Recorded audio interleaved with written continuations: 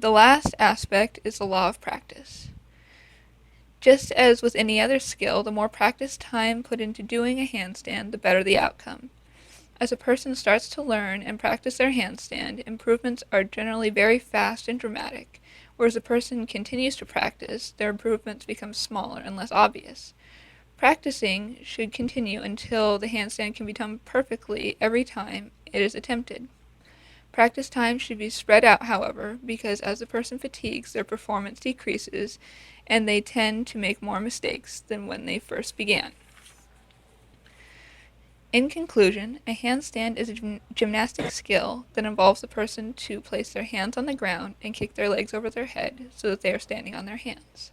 Successful completion of a handstand requires all of the aspects that were discussed in this video.